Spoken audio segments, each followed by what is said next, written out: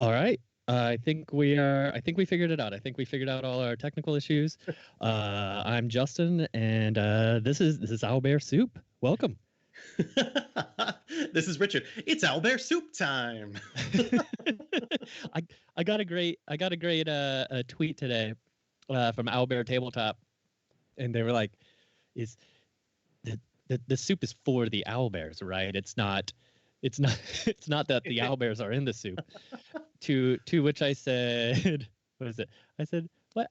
Owlbear soup is great."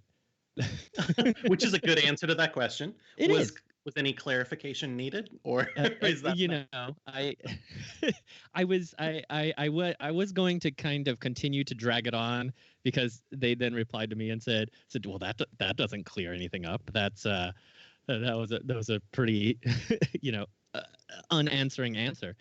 And so eventually I said, no, it's the owlbears making soup for other owlbears and their friends, okay? Okay, all which is, right. I think that's appropriate. I think so. So I think so. yeah, Um, have we? I don't know that we've established like what owlbears eat exactly. soup. Besides soup, right? I don't know. They probably don't eat other owlbears. That's a cycle. I don't know about I don't. that. I think they eat flumps and fireballs. Uh, Based on everything I've seen this month, that is true. And I guess I should kind of point that out. Team Owlbear won March Madness for D&D, and then the random last voting that was put out on April 1st. Owlbears won again, but this time they were the mounts for flumps. So go Team Owlbear. Wow, I missed that last part. Okay, hold on. So Flump's riding owlbears, not the other way around. Flumps riding owlbears. Yeah, Okay. owlbears are very sturdy, strong creatures, Mhm. so they can be mounts. I mean that makes sense, but Flumps just levitate constantly. Yeah, Like they but defy physics. they're lazy. Okay, that's reasonable. Yeah.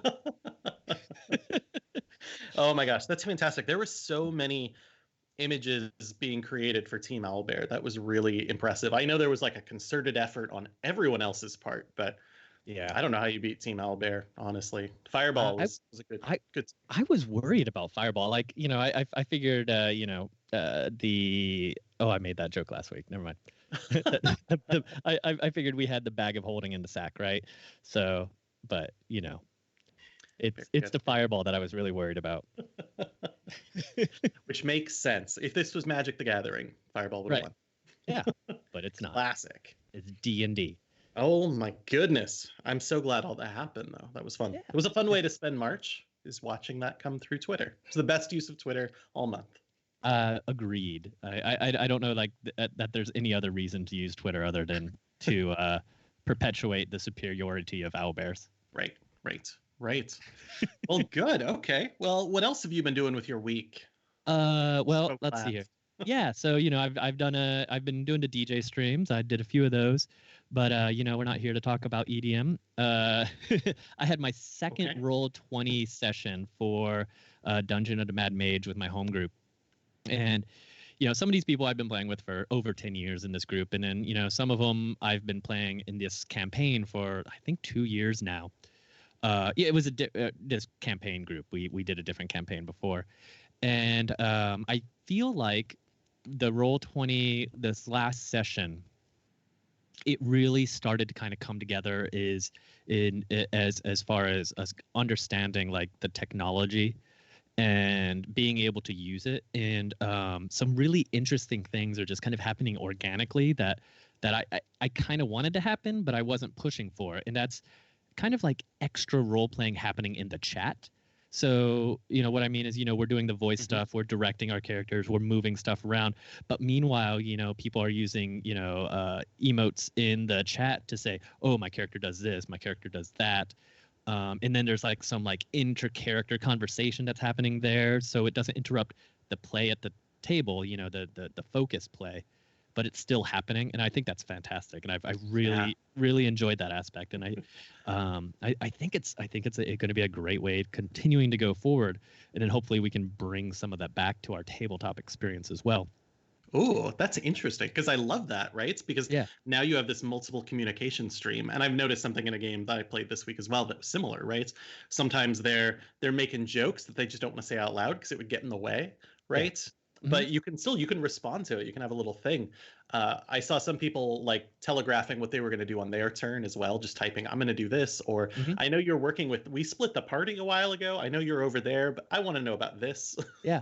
Yeah. Whenever you No, get a chance. that's been great. And then also, people are learning the syntax of Roll20 Mhm. and starting to roll their dice in creative ways too, where they're setting up these macros that'll just do this blurt of action and has the dice rolls all mixed in it, and it's a lot more. It's a very interesting and enjoyable experience. And it kind of similar to in fourth edition when you printed out your cards with your powers on them. They had little descriptors that were like, okay, well, when you do this power, this is the descriptor. This is the way you could describe it.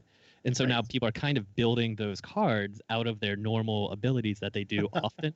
So Jonathan, he's playing a ranger, and he has the 2 attacks. So now he has this setup where he just hits a button and it gives a description of him going and doing the first attack, rolling the dice, rolling the damage, the second attack, rolling the dice, rolling the damage.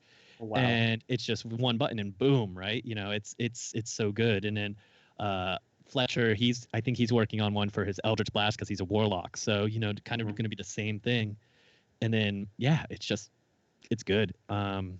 That We have sounds one fun. Yeah, we have one player in the group who missed our first session. Her name is Kelsey, and she plays in some other games with some friends on Roll20. So she is now kind of the guru of the odds and ends that you could do on the platform. So it's been pretty Oh, great.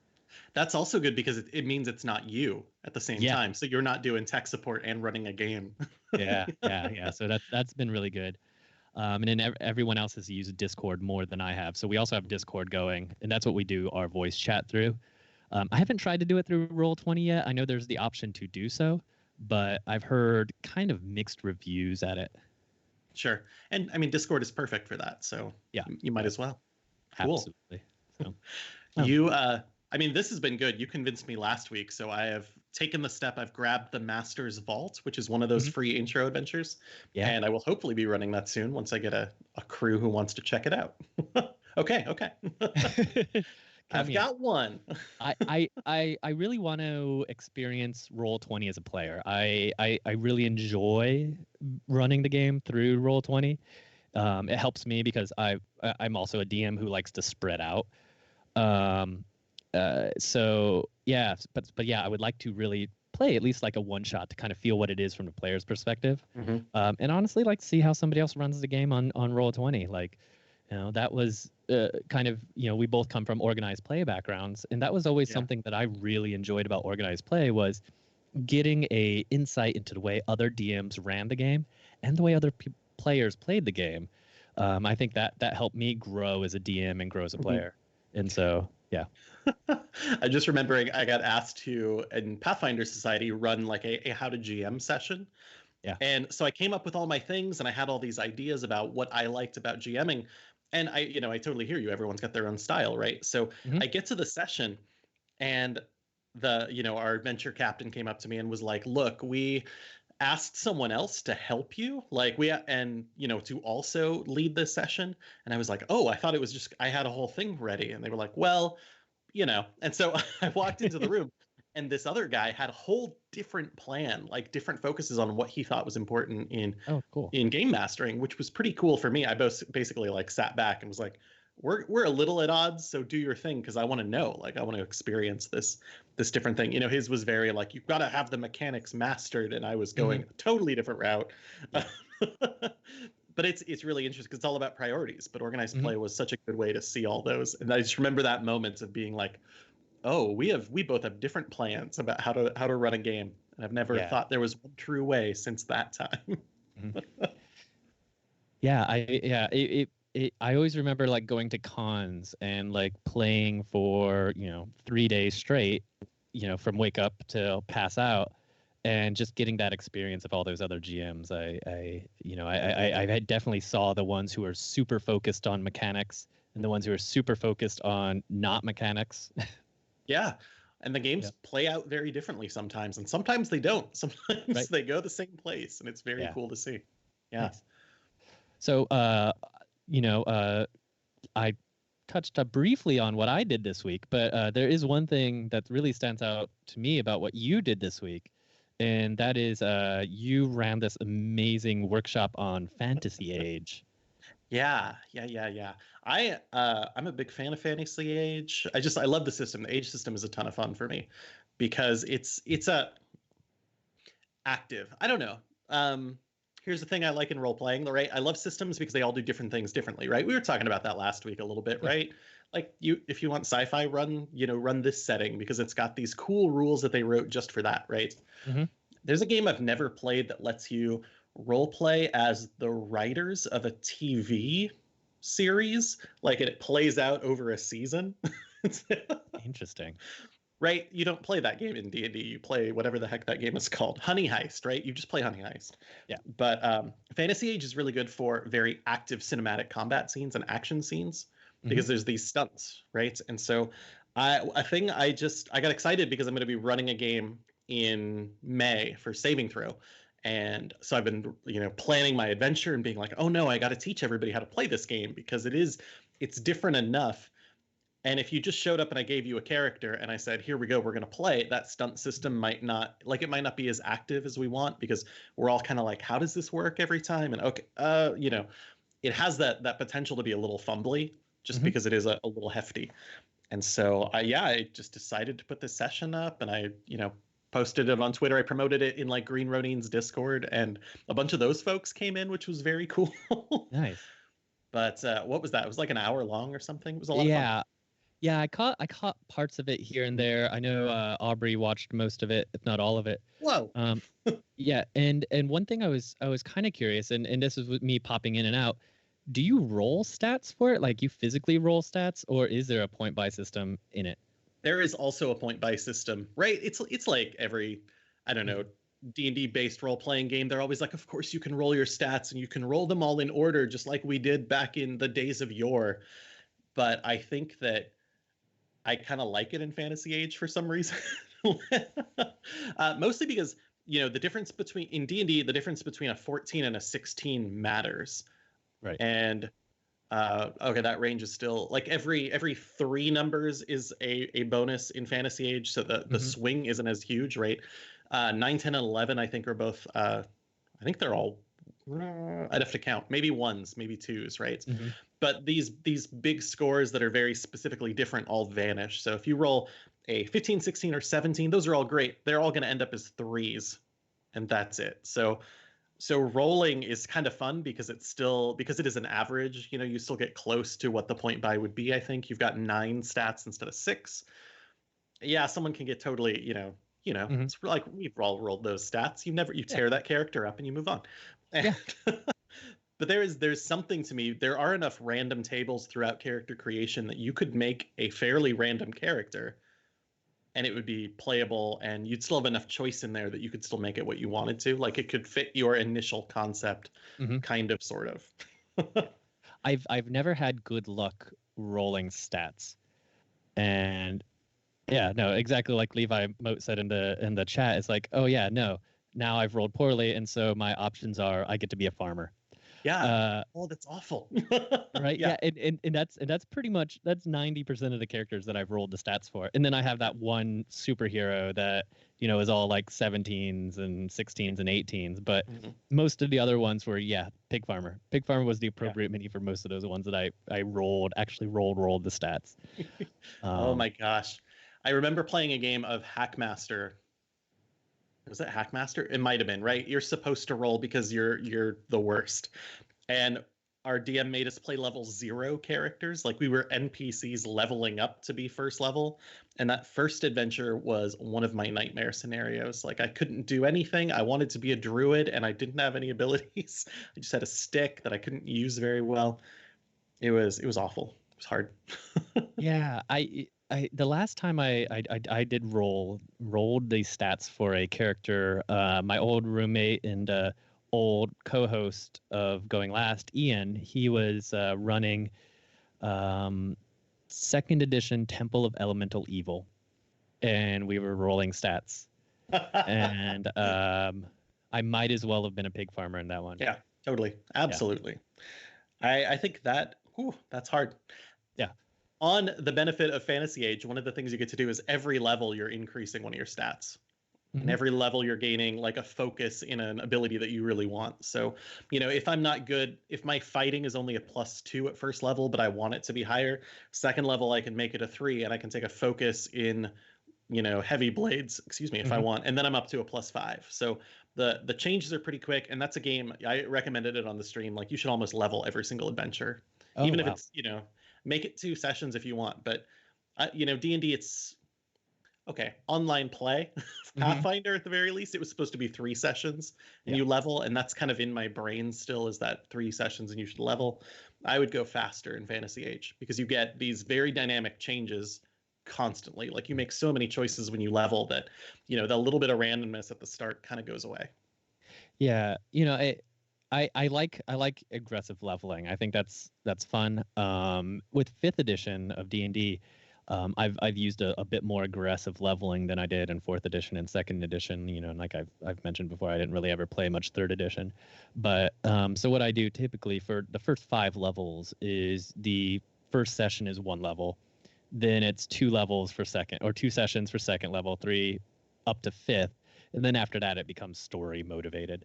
Gotcha. But I like that slightly accelerated version of leveling because you feel that accomplishment, and it's fun to go home and think about how your character is going to be different at the table next week, and what kind of cool abilities and how those abilities can affect the table and interactions with the world and all that jazz. So yeah, I like that system as well that you've got, because the choices that you make at first level are huge in D&D. They're enormous, right? Yeah. And then at second level, some people are choosing archetypes. 4th level, you get that ability bonus and that feat in there. And once you get past that, like as you hit 5th level, big spells, extra attacks, right? And then it kind of slows down, I think. I think the choices that you make are more like the things that are kind of, I know what I'm going to get for the rest of my life at this point, in a way. But so those early levels, you do get really like very exciting choices that you can make constantly, and you can become slightly different from session to session. So that's a cool progression. I like that. Yeah, and another, and Levi's brought up another good point is that it's sometimes reaching those milestones. It's really a difficult thing to gauge post 5th level, at least for D&D in this example, and and that's I'm very fortunate in that I have a very a good group. I don't know that they're patient or understanding because they are a D&D group, but they're a good group. And so for us, it's if 6th level lasts 10 sessions, 30 sessions, 100 sessions, that's fine, because we all kind of feel it whenever the change in the story happens that advances us, right? Yeah, and that can be difficult. Milestones are tough to kind of pinpoint sometimes. Yeah, I often, which is one reason my brain still sticks with sessions, right? So often I try to end a session with a big moment. It's like, was that moment big enough? Do we want to go home and be like, yeah, we accomplished something? Or are we still at this moment thinking I'm about to accomplish something next time, right? I wouldn't really want a level if I thought I was going to accomplish something next episode. Maybe. Yeah, and I don't know. It's hard. Yeah, and maybe I'll move. I wrote a a blog post on my blog, which I'm not hanging out on that blog anymore. But one of the things that I wrote about, and maybe this would help with the milestones, is I wrote a blog talking about how to prepare your campaign as if you were a marketer. I work in digital marketing. That's my day job. So I started to break it down, and maybe I'll post it on owlbearsoup.com. That way it's over there too. Yes. And kind of the idea is you figure out where you want to get your audience, and I'll refer to our D&D group as an audience. You want to get them to this goal. This is the goal. This is the endpoint. This is in business terms, this is your sale, right? This is your conversion. So you have to get them there. So you work backwards. And so what's the next step? What's your low funnel? What's that thing that's right there? And maybe the idea there is right there is they finally find the door to the fortress of the bad guy, right? Bam. That's, so they figure out where it is. That's your milestone that leads you into the lowest portion of the funnel, which for me, I said was levels like 15 to 20 if you're going to 20, right? That's the lowest portion. So then the next one up, the funnel wides a little bit. And that middle part is kind of the muddy bit. So I tend to, when I'm thinking about campaigns, I go to the middle portion of the funnel, actually last.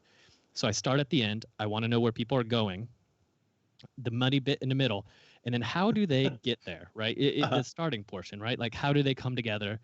And I love the idea of throwing a ton of plot hooks in the early stages, right? Some of them have a little bit to do with getting them to that point, but some of them are just trying to learn your players and adjust for those players and figure out how to get them to move down that funnel. And once you start kind of getting to the end of that, first portion of the funnel, which is the gathering of all the information, then you can kind of start focusing in on which hooks they kind of were appealing to them, and then continue to create that funnel that drills down and brings your player to that endpoint. So, I'm not a railroady DM. I'm a funnel DM. I like that difference. That is so much better than like the spectrum only has sandbox and railroad. Like put a funnel right in the middle. That's good. Yeah, that's very smart. I'm a funnel DM. Wow. Okay. Well, now I'm going to be thinking about that for a while. Yeah. So please post that. Yeah, I'll transfer it over. I don't know, probably sometime this week. Cool. Running that Fantasy Age stream also got me connected with some folks who wanted to play the Expanse RPG, and so I got to play in a one shot of that actually the other night over Discord. And nice. That is another age system game, right? Using the world of the Expanse, and I believe Green Ronin put that game out earlier this year. But oh my gosh, it was fun. It was so fun because it was space, and we were flying around, and I was playing the pilot, and I was kind of an earther ex-military sort of person, and we're racing around. We hear news of a ship floating out in the dark, and we're headed out to go check it out before anyone else can pick it up because we're just doing salvage, which sounded like an episode of Firefly, but they said it in terms of the Expanse. It was really cool to see that world come to life because I enjoy those books. I liked reading them, and I'm a big fan of the show. I think it's really, really good. So good. It's a good story. It's just deep and different, I suppose, than I expected. And yeah, the way I explain the Expanse to people, and maybe this isn't fair, but it definitely reflects my taste in pulp culture. But I feel like Expanse it feels like what Joss Whedon was trying to do with Firefly. So, yeah, as far as like building a family on a ship in space, I'm like, those guys who wrote those books just nailed it. Like, yeah. Oh, wow. Absolutely. And like not necessarily in like the fun, cheery way from like, a 90s sitcom style, right? Firefly has some of that. And The Expanse, not really. And still, like, you feel those bonds, them all. That's a very good show. I was very, very happy. It feels like Firefly meets Game of Thrones to me. Yeah, valid. Definitely. Yeah. Because it is a space opera, right? Especially when you get to book like 5, right? And this isn't a spoiler. I think it's book 5 where each of the characters of the Rocinante, they're not together for the entire book, and it's their individual stories, but their stories still connect, creating that great space opera feeling, which is what Game of Thrones has going for it. It feels like an epic fantasy, right? And oh man, I love The Expanse, and I feel like they knocked it out of the park with the Amazon show. Oh my gosh, it's so good. It's really, really. I love all the characters. I cannot remember the name of the guy who plays the detective, except that he also played the Punisher in one of my favorite Marvel movies of all time. It's the first Punisher movie. Thomas Jane. Yeah. Oh my God, he's so good in that series, though. Yeah. We don't have to talk about the Punisher. I love it. No one else has to. It's fine. I would watch it again. I was a big fan of the Dolph Lundgren Punisher, so it wasn't a good movie. But Dolph Lundgren, he's this weird actor who just brings joy to me because he always plays these like big dumb Russians. Meanwhile, he's like a PhD chemist or something like that. I had no idea. Yeah, he's like some super smart scientist, but he's also just ripped and likes to act in action movies. That's a pretty good deal. Yeah, I agree with Levi as well. Yeah, the Netflix Punisher, John, I'm not going to say his name, Barenthal. He did a great job too. Yeah, that series is very good. Oh wow. Mm-hmm. That first Punisher movie had this moment of being the cheesiest comic book. Like there were so many things that it was just like, aha, I see you. Everyone is, Yeah. I'm just mentally remembering all the scenes. There was this great like Russian sailor fight, and he's walking through and he's enormous, and Thomas Jane seems so small in comparison, and they're punching through walls and things. It's totally absurd, and I like that about comics. I like absurd stuff, so that is fun for me. But the Netflix show, whew, that's good. Yeah, I do like revisiting some of the old like Marvel movies before they kind of got their stuff together with Iron Man. Rolling back and watching Ghost Rider with Nicolas Cage and like the old 80s Spider-Man movies that were real bad. And it's kind of fun to reflect back and go, oh wow, the most successful comic movies of all time started somewhere in this garbage. Yeah, absolutely. I realized at some point that there is a strain of Spider-Man that I didn't watch, and it was like just before the previous the current series, right? Okay. Andrew Garfield. No. Yep. Is that okay? Andrew Garfield. Yeah. So there was Andrew Garfield. Then before that was not Harry Potter, other blue-eyed guy. Tobey Maguire. And then before that, there was a series of Spider-Man movies that, it seemed like those tea things where you put tea in it and you put it inside a teacup and they're kind of metal, they're meshy. So in that Spider-Man one, I'm pretty sure he had those over his eyes. Oh, that's amazing. Oh my gosh. Yeah. I want to go back and watch all those because now at this point with Disney Plus, I've watched every Marvel movie like 10 times, I think, as I'm just sitting. No, it's not true, but kind of. Any new Marvel movies? Yeah. So I got to go old. Yeah. I haven't got Disney Plus yet. I'm not the biggest Marvel fan in general. I like seeing the movies in the theaters, but I don't know that I could really sit down and rewatch them. I mean, however, I am a huge DC fan, and I did watch the Justice League movie twice in the theater, and I've watched it several times online. But I know that's a bad movie.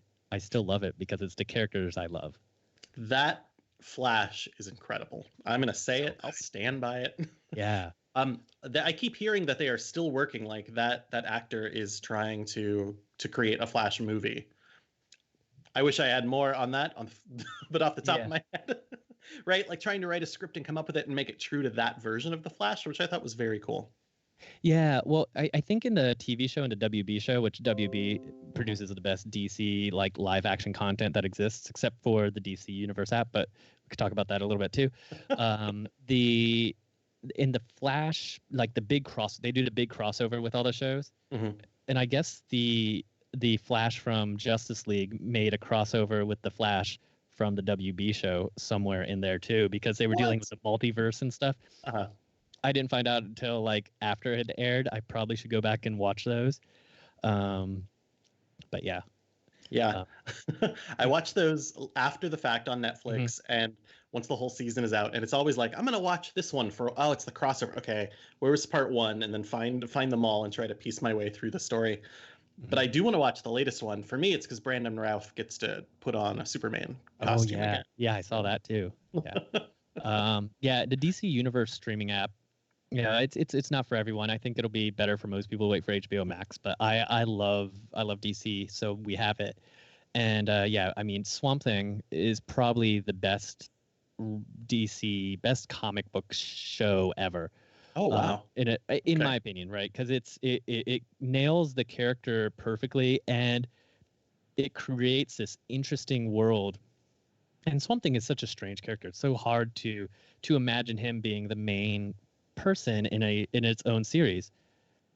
But the thing is, he's not the main person. It's this character named Abby Arcane, and she is the main character of Swamp Thing. Swamp Thing's in every episode. Don't get me wrong. Okay. But really, it's following her as she goes back to her hometown, and and it's monsters there, Swamp Thing's there, and he's not the bad guy, and but yeah, it's so good. It's I don't want to talk too much about it because I'll probably spoil it for some folks who are watching it. Sure. But yeah, it got canceled after the first season because they messed up the budgeting. Oh no. Yeah, but it was so good. I mean, so that is the best comic book TV show ever. It is my second favorite comic book TV show because I love Lucifer with everything that's inside me because it's trash TV and I love it. Yeah. But it's not. It's not the best. Fair enough. I on a non super universe basis, I've been enjoying. I also watched Umbrella Academy and Lock and Key recently. Yes. Are you fan? Up, down? I loved the book, the Lock and Key books. I haven't watched that yet. I'm super excited about the show. I loved Umbrella Academy. Umbrella Academy was really, really good. It was very interesting. I love seeing those kind of superpowers come out of, away from capes and into like this big family. Oh gosh, that show was so good. Everybody should watch that, I think. Yeah, I agree. Also, Aubrey, sorry. I was gonna say Aubrey made a very, very valid point in the chat there. Harlequin, the new animated series, is amazing. Oh gosh. There's so much I need to watch. Okay, that's good news. That's exciting. Yeah. It's a little vulgar. It's a little adult, but it's fantastic. I think the Birds of Prey movie is out on HBO right now or something. So I just rewatched it again recently. Movie's good. It's very good. So fun. Did you see like Margot Robbie did some of those like athletic stunts herself? Yeah. What? Like there's some of them like there's no way you could get a stunt person in there like to do them, so she did them, and it showed I saw somebody behind the scenes of her like flipping around someone's head and doing all the stuff that there's no way I could do. But good. Yeah, like 3 people in a row, like 3 takedowns or something. It's an impressive scene, which is cool. I'm a big fan. If you're gonna do it, go make these like big sequences. I love the sequences, and that was wow, that was good. Oh my gosh. You want to keep doing this? We could just keep riffing off comic book movies. Okay, we could. I'm gonna jump out of comic books for a minute and get back to well, I'm not gonna get that far from comic books because we were talking about different streaming series, different streaming shows, and there is one that I do want to bring up, and that is the Tiger King. The Tiger King is all over the interwebs right now. It's being memed. It's a ridiculous show, and there is no heroes in it. Everybody is awful, and with all of that said, it is a train wreck of an event, and you can't stop watching. And this is why everyone's so very like obsessed with it. Like, these cult leaders is essentially what they are. They have this, charisma that just makes you want to keep watching the show and really kind of dig into the show and maybe even pretend you are a character on the show, which is now possible with a fiasco set called Big Cats. I'm not a fiasco player, but I wanted to bring this to your attention because you are. And so this playset is an accessory to the Fiasco role-playing game. It is on a drive-through RPG. It's called Fiasco Big Cats.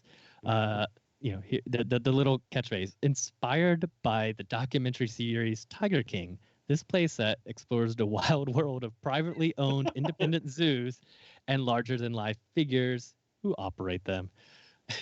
Wow. Could you also play the what was it, the Matt Damon movie We Bought a Zoo or whatever in this, or do they buy a real zoo, like a public zoo? I mean, sure. I don't know. Okay. I don't know that movie, and I don't know Fiasco, so I'm gonna just say sure. I don't know. Yeah. Oh wow, that is wild. I have been scared of Tiger King, just terrified of it. So staying out of it. Because I'm not a big true crime sort of person. I said that, and then I started watching McMillions, so that'll be a side story.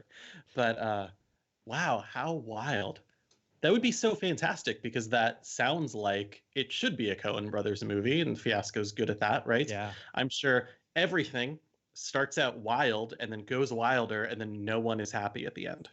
Yeah. No. Yeah. I think you have just described Tiger King. Cool. That's Fiasco. There we go. Yeah. So we can do it. So it was the perfect kind of game to play out your Joe Exotic fantasies. Oh my gosh, that's the 3-act structure we're looking for here in Fiasco. Just wild to sad. Oh, Aubrey points out, gosh darn, Fiasco did a zoo play set with Jim Butcher and Senda. Oh, that's right. Oh my gosh. I totally forgot about that. That was such a good episode too. Oh wow, those animals, the animals. So that you can find that on Gosh Darn Fiasco. Oh, is it just .com? I'm gonna have to look it up and post a link. Oh wow, how wild. Okay, good to be reminded of that. That is fun.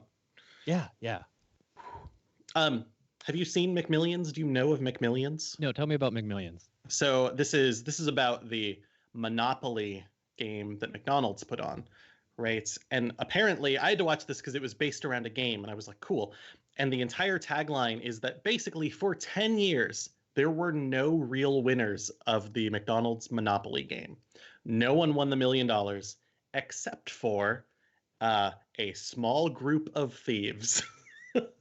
Nice. And so they would steal like the super prizes, and then they would hand them out to family members and extended family members and friends of family members, and then make them like coach them on how to go into a McDonald's and say, I won. And I'm from here, and this is my post office box. I live nearby, and all this stuff was faked. And and it ended up like going from someone who just had it and was like, yeah, why don't we win the $1 million, to like very mafia style. So it was It was also pretty wild. I mean, Tiger King is it's a different wild. Yeah, I remember hearing about all that, but I didn't know they made a documentary about it. And I do love true crime. So I will probably wrangle Aubrey and we'll probably watch that now. I like it. Speaking of, gosh darn fiasco.simplecast.fm. Simplecast. I always forget that word. Thank you. And yeah, that was with Jim Butcher of oh my goodness, the Harry Dresden novels, right? And Senda of the Super Geek podcast. Yeah, she's a super geek. Senda is fantastic and was a lot of fun to play with. And I'm excited just to bring that up. Jim Butcher has been waiting to put out a book since like 2016 in this ridiculously long Harry Dresden series, and announced earlier this month, actually. Oh, it's April now. Last month, that the next book is coming out. And it took so long because he realized partway through that it's actually 2 books. And so there's a book coming out in July, and then the next one is coming out in September. He basically made everyone promise that they would put both books out this year. Oh, wow. I think the last one I read was Ghost Story. So I don't know if I'm caught up or not. Oh, no, there's a couple more since then. All right. Well, maybe I'll I got a little burnt out on urban fantasy there for a little while because it seemed like every book that was coming out was urban fantasy. So maybe I will pop back and try to finish the last couple books and see how they are. I enjoy them. I know lots of people who are like, so take it as you like. Yeah. Oh my gosh. I never played that RPG, the Dresden Files RPG. However, they did a play test. A few of our friends did a play test at our friend Teos's house in Utah. And apparently one of our near and dear friends, I'm not going to say his name. He kept failing rolls and couldn't leave a room. Wait, what? Yeah, he kept failing rolls and couldn't leave a room. I don't understand the rule set, but this is also something pretty classic for this player. Like he often has these weird rolls where he's never able to stand up, or he's just not able to move on to the next portion because of poor rolls. But sounds like a pretty hardcore game. Yeah, I don't remember what system it is, but yeah. Anyway. Some doorways are scary, Yeah. You don't want to walk through. Oh my gosh. Let's see. So that's sprawling conversation about what we have been up to, right? Yeah. What else have you been up to? Well, so yeah, and that does bring me to another kind of thing What is this awesome show? Oh, I can. So that does kind of bring me to the other thing. One of the other things that I throughout the week I jotted down some notes of things to kind of talk about, including a Reddit question if we get to that point. Oh my gosh. But I'm doing this Roll20 thing, and with Roll20 you have a lot more opportunity to kind of visualize and show your character a little bit more, so that other people can see it. So with that visual blah, blah, blah, hold on. With that visualization, I ate peanut butter pretzels before we started this, so Yeah. mush mouth. It's okay. If you need to, you can back off and I'll just dance a little bit and that'll be. Oh, it'll be, wait. All I have to do is back off to get you to dance? No, you have to. Okay. Well, I'm vamping. Is that how you do it? Yeah, perfect. So I always love the idea of finding art for my characters, and sometimes you go scrolling through DeviantArt, you find something cool, but it's not quite right. There's this site called Reroll, and I think it's just reroll.com or reroll.io, one of those. It's reroll.co. And what it does is you can make 8-bit versions of your characters, and they have like all kinds of like bits and pieces you can add on and really customize your character. It's a really cool, fun tool for doing some visualization with your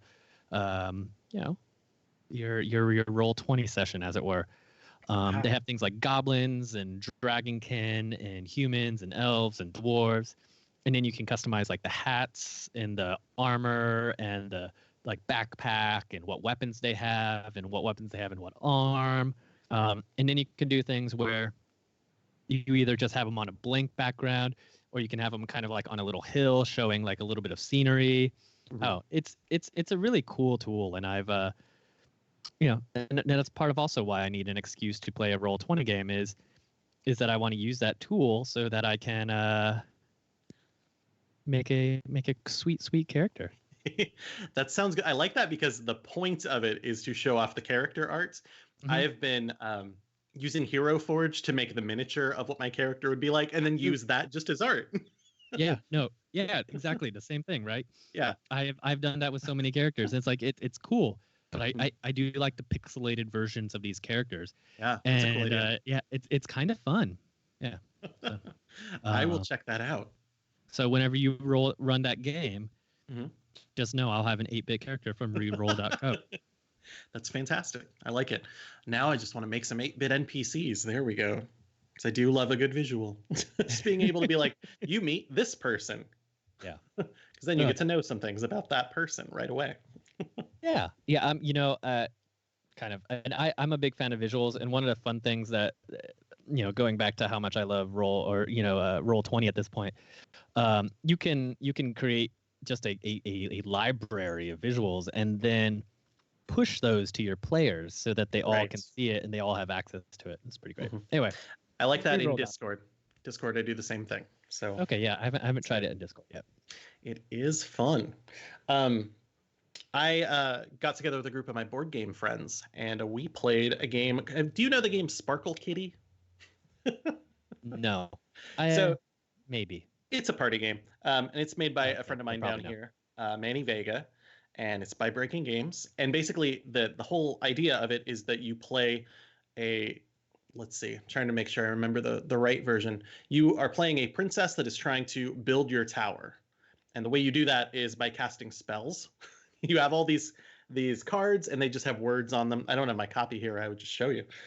And basically, you have to play one of them down. There's 2 stacks. And every time you play a card, you have to say the word that is formed by those 2.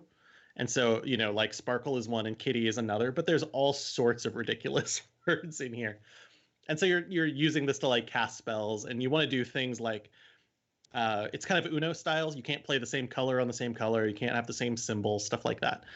And so when you run out your hand, you build part of your tower. If you see a card and if you have the same card, like a copy of it, you can lay it down and you have to say like the new spell, but it's like Sparkle Kitty Kitty or something, you know. Mm-hmm. It's ridiculous and it's funny. And if some people don't say it, you're supposed to get, you know, punished and stuff like that. Whatever. It's a fun game. It's great for kids, and Manny made it like with his daughter in mind, which is very cool. But made a, I guess, draw and write version of it just because he's at home and wants to be able to play this game with friends. And so he developed a PDF for it, which I am so excited for him to actually put it out, because we were just playtesting the whole thing. Mm-hmm. But it meant that I was sitting here with a picture of a castle and a bunch of crayons, and he's playing cards 2 at a time, and that makes me draw on things, and I'm trying to like build towers and do all this stuff. I love roll and writes and draw and writes, and I just realized that they are such a good game that you can play in Zoom. Like, you know, all I need to do, I just need to send you a PDF. You can print it out, mm-hmm. and then you can write while I, you know, with the game, do all the things on my camera. Yeah. And it was so good. It's a very solid. Yeah. Yeah. I'm gonna think about like some other games that are good to play like through video conferencing. I haven't had to do that too much. I've been fortunate, and you know, I have a wife who's a gamer, so you know, the last game we played together was King Domino, which I don't know if you've played it. It's a fantastic game. This was just before quarantine, so we played it with our friends, and there was 4 of us, and we played it. But you know, it's a great 2-player game. Mm-hmm. I don't know if have you played this? I have. I love that game. I play it. I like to play a 2-player the most, actually. Oh, really? Interesting. Because you can play the super version, right? So normally it's building a 5x5 grid, but there's enough tiles that just 2 players can play all of the tiles, and like draft 2 at a time. And I think you make a 7x7 at the end of it. Oh, yeah. Oh, sorry,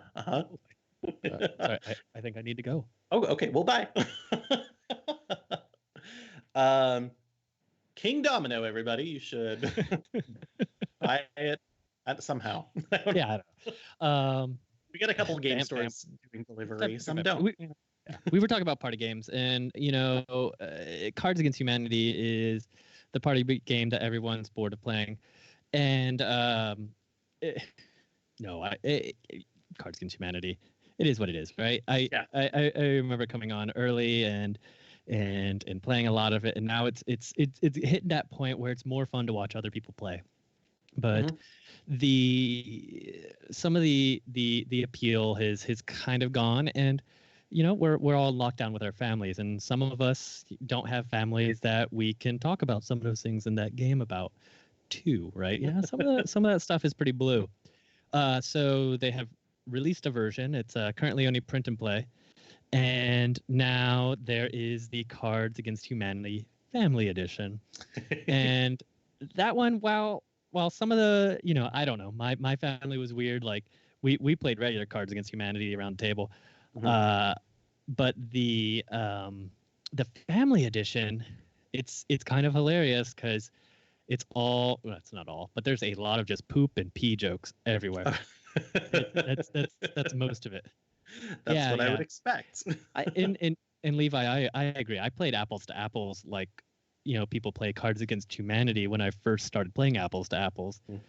So, I haven't played Queen Domino yet, Kenna. I need to pick that one up. Right. Kenna told me about it.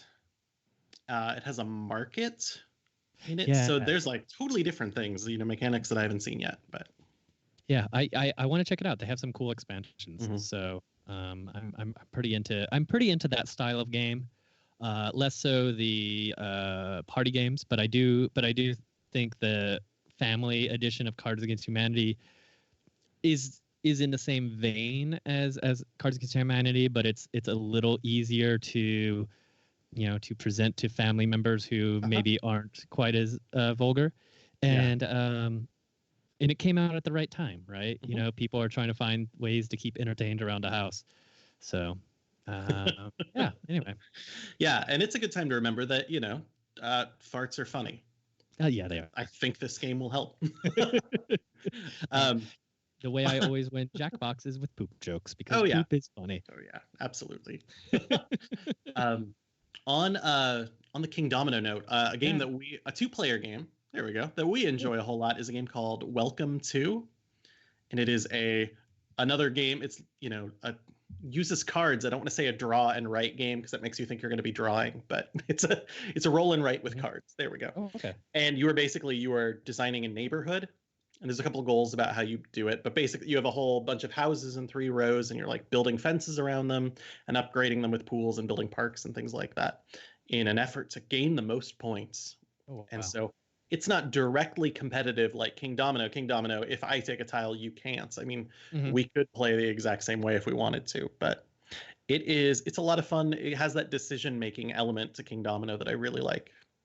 Yeah. Yeah, that's definitely one of the things I like. I like trying to plan my next move and figure out what I'm willing to sacrifice in order to get what I want. Oh my gosh. Sorry. Levi just said it's called a flip and fill. Okay. Instead of roll and write. That's smart. That's very smart. Nice. I've been waiting for that for a while. I have not played Wavelength. Have you played Wavelength, Rich? Oh my gosh, it's so good. All right. Wavelength is such a good game. You can actually play it right now on Twitter. There is a Wavelength account, and every single day it posts a new Wavelength clue, and then people can respond to it with their favorite or their own response, and then whichever one gets the most likes is the winner. So they're doing the whole thing. But the way Wavelength works, right? Do you know this game? No, not at all. Okay. You get a big dial, and secretly you as the clue giver get to know where the needle is on that dial. And so you place it, and it's from the far left to the am I on from the far left to the far right? And so you see where it is, and then you cover it up so that no one else knows where it is. And then you get the spectrum. You get a card that says, well, the left side means the left side says vegetable and the right side says fruit. So vegetable, fruits, and the needle is like here. So you have to give a clue that would get people to take a big red needle and spin it around the dial to get it as close to right there as possible. So maybe fruit and vegetable is not the best spectrum, but like, what do we got? Like tomato? Right? Yeah, like that would like get it me is a fruit, but people think it's a vegetable. Like it's often like in the same complicated versus simple. All right. Oh, that's a good one. The one that we kept getting as we were teaching this game to people was light side and dark side. And when I gave the clue, the needle was just barely to the dark side. Mara Jade. So what's that? Mara Jade. Oh, good. Me said Han Solo. Solid. Thinking about like the early games of Han Solo, where I would say actually maybe a little bit. Yeah, but solid. That would.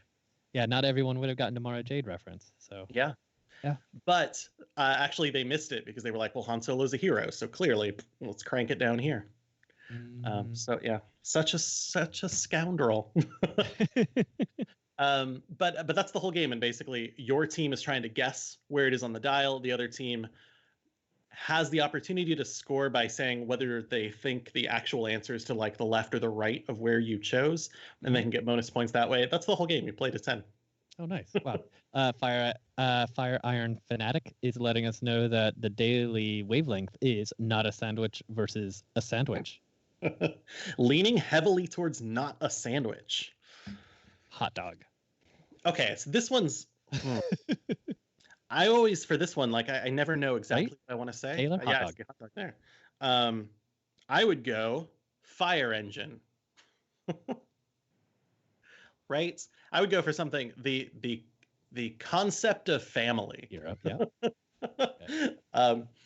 We always get hung up, but that's the discussion about that game, right? And then you get into the argument, like, well, you're like on a scale from there to, abstract whatever. Like a hot dog is basically a sandwich, isn't it? I mean, kinda, right? And then it's a nightmare. That's a huge nightmare. I love this game. And just like cereal is soup. Mm-hmm. Yeah, exactly. Hold on. What kind of soup is the Owlbear soup? I mean, Owlbear soup is the best soup. Yeah, for sure. Yeah. What else? I'm trying to think what else I've been doing. I wrote down one note that I've been playing a video game called Pyre recently. That's my addiction at the moment. I've been playing Borderlands 3, but I was looking for something to kind of play by myself, like because I played Borderlands 3 with a friend. Tell me about Pyre. Okay. Pyre is by the folks, they're Supergiant Games. They made Transistor and Bastion. Yes. Transistor was a lot of fun. I really liked that game. I didn't play Bastion. Pyre is a game where you you play a team of exiles that are running through a sports competition it's like this silly basket. It's did you play Final Fantasy X? How Waka loves this sports ball game, right? Yeah. It's kind of like that Blitzball, right? I think that game is actually harder than this game, right? This is a story-based game that has these active sports games as part of it. So you're trying to beat these other teams. At the end of it, like once you get to a what do they call it? The big ritual at the end, you realize that you're trying to free someone from exile. The team that wins gets to nominate one of their members to be freed and go back to their old lives. Oh, wow. And so you play this game, and I won't give away the story part, right? That's the huge mechanic of the game. The story is so good. I really like that. The characters are fantastic. There's like a human and a demon and a little imp, and there's a little like worm. Sir Gilman is this little worm who's just a very bold knight. I'm a big fan. There's harpies. There's all sorts of cool characters. They're all interacting with the different teams in different ways, so you can kind of develop the story any way you want to, which is pretty cool. There's no well, there is losing in the game, but if you lose, the story just keeps going. Potentially, you could lose like every single match, and the game would still play on. You would get to the end, and then you would get a finale. You would see what happens. But there's a story goal that you're trying to work towards, and winning these games is kind of the mechanism to do it. My favorite part about it, and this comes up in Gloomhaven, so I don't know why that's a weird parallel. It is when you remove someone from exile and you send them out, like you lose them from your team. Oh. And so your choices for who do you want to, like, you can only play with 3 people at a time, and your team goes up to, I think, 8, maybe 7 at the biggest. And so your choices for who you get to pick in each one and like level up and things keeps decreasing.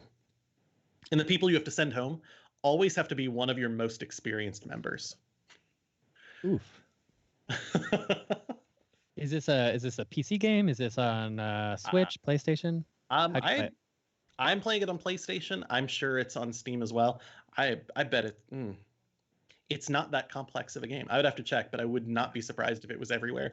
And I love it. I just finished it last night, actually, for the second time. I played it last year. It's been out a couple of years. But it's so good. Like, I want to play it again immediately. I'll have to check it out, because I pretty much only do PlayStation video games anymore. I don't do a whole lot of computer gaming unless I'm playing like an RTS or something. And then, my Switch has been absconded and is now only a machine to play Animal Crossing. Of course. As was foretold in prophecy. I knew that was coming. But it's been good. I enjoy hearing about Animal Crossing. I don't have any desire to play it, but I do enjoy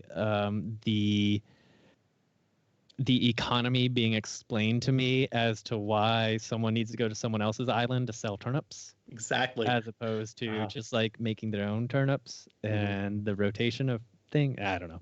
I was already lost, but just nod and smile. Yeah, I'm really glad everyone's having fun. I did play some Minecraft. A friend of mine had a server, and most of what I did in there was just build secret doors using circuits, and that was about it. So I know there's a whole game and stuff, but I just did this one like small thing. I love that it is so broad and it can make a lot of people happy in a lot of different ways, and that's what I'm seeing out of Animal Crossing. So get to it. I Cross agree. them animals. Yeah, do it. Oh my gosh, gotta play the stock, Mark. Is there a stock?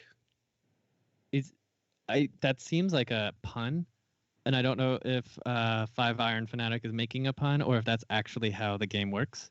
Is it I don't know, but I like it. Yeah, I like puns. It also sounds like Pyre is available for PlayStation and then PC and Linux and Mac. So if you have an Xbox, I'm sorry, I think, but I don't know. It's such a good game. play that game too. All right, I'll add it to my list. Cool. Like I said, I was thinking about going through Uncharted 4 again, but maybe I'll do that instead. Pyre's like a 15-hour game, so it's not like you're taking too much time out of your Uncharted 4 run. Because what is that going to be, like 50 hours, 60 hours? Yeah, somewhere around there. Yeah. I'm gonna do a speed run. No, sure. No, I'm not that good at video games. Fair enough. Fair enough. Oh wow.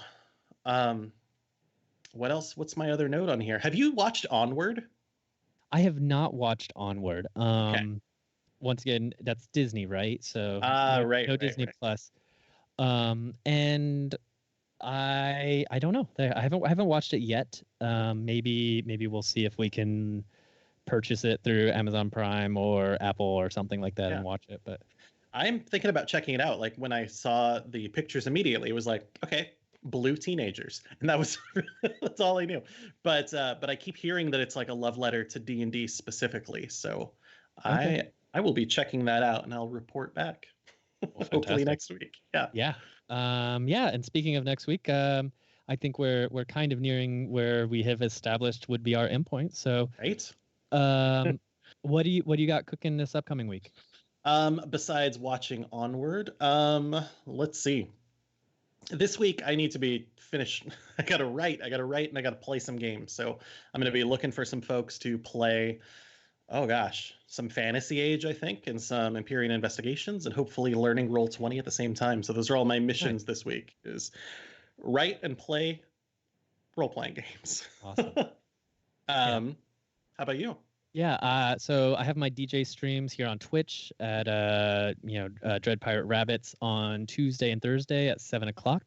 And then also sometime this week, I'm thinking probably Wednesday around 1, I'm gonna do a stream.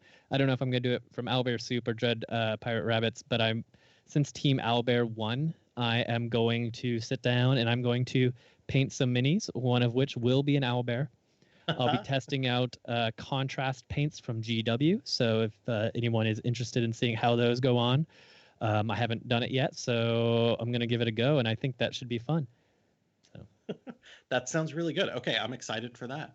Yeah. Wow. I will watch with my paints nearby, and I will consider painting as well. Yeah, that's one of my goals in my furlough time, to go and paint some extra minis. So. Very nice. Very nice. Cool. Well, it is, what is it? It's 8:03. Everyone's been here for this late night special edition of Owlbear Soup. Yeah. Well, oh yeah, that's right. The other thing that's happening next week is we'll be back hopefully at 11 a.m. on Sunday with more Owlbear Soup. That's right. That is for sure. Good. And we got a couple of questions. Thanks to everyone in the chat who was asking questions. I know you grabbed one for Reddit. We talked about it last time. Do you want to hit it now, or do you want to hit it next episode? No, we can save it whenever we need something to fill some time with. Reddit's the back burner.